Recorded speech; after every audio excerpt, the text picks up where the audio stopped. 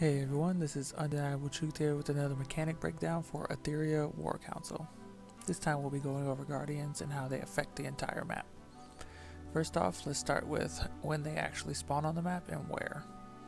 After the first exchange of turns, meaning purple and black have each taken their first turn, the first Guardian will be spawned in one of these two locations on the map. They take up two spaces over here. Which one is decided by a dice roll. So after that first exchange, you'll roll the dice, and if the number is between 1 and 10, it'll spawn on the left side, and if it's between 11 and 20, it'll spawn on the right side. The only guardians that cannot be drawn on the first pull are Bahamut and Kagi, both notated by a skull icon on the left of the card. I'll go ahead and show that. There's that skull icon there. And the same with the champion cards. When you hover it, it tells you exactly what every card does, but I'll go over that at the end. After this initial spawn, Guardians move back and forth between these two spawn points. After either being killed or 5 exchanges of turns passing without being killed. Killing a Guardian moves it to the opposite side and rewards the player by both taking 5 morale points from the enemy and providing them with an energy reward based on what Guardian was defeated. Failing to kill the Guardian within 5 exchanges of turns results in the Guardian dying on its own, it moving to the opposite spawn, and both players losing 2 morale points each. This is kept track of over here. I have 5 counters in here, and then after an exchange of turn happens, we just take one of them out at the end of every exchange of turns. So if they're all gone, the Guardian will die and move to whatever the opposite spawn is that it ended up at.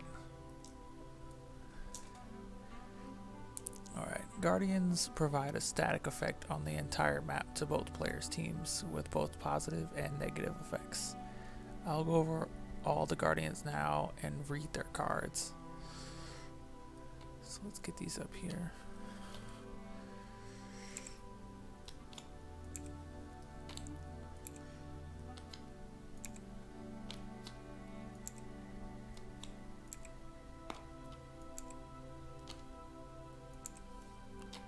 Alright, so first we have Bahamut.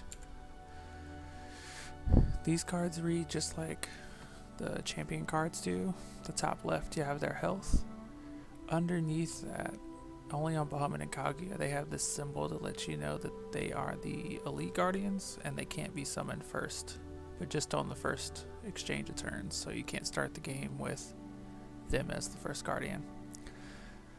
The reward is in the top right and the effect is at the bottom. So in Bahamut's case, he has 16 health. He rewards you with 2 purple energy if you kill him.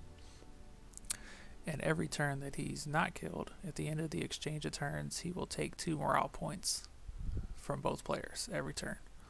So he can effectively half the length of the game if you don't kill him.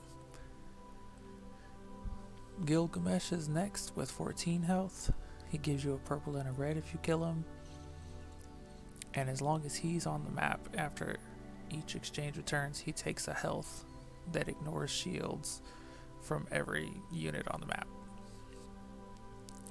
Next we have AWC, 14 health, grants a purple and a yellow when you defeat it, and it reduces the range of all range moves by 1.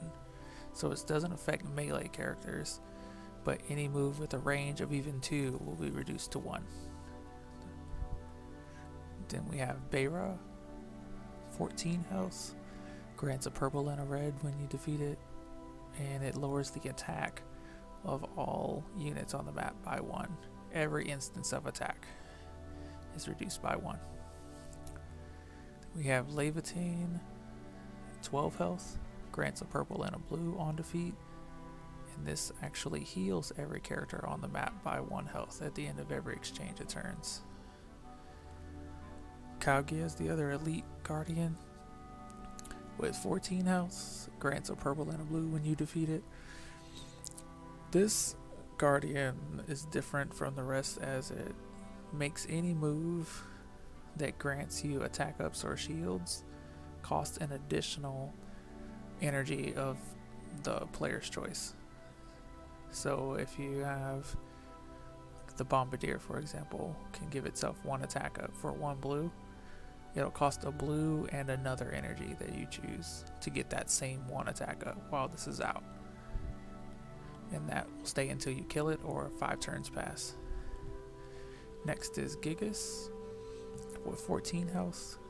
He grants a purple and a yellow when you kill him. He reduces the movement of every unit on the map by 1. Ryju is next with 12 health. Grants a purple and a red when you kill it. Ryju makes every unit on the map deal 1 additional damage per attack until he's killed. And last is Pestilence, who has 14 health, grants a purple and a yellow when you defeat it, and he just makes healing restricted as long as he's on the field. No unit can heal in any way as long as he's on the map. And that wraps up the section on Guardians. As always, if you have any questions about this particular topic, be sure to leave a comment below and I will answer any and all questions about it.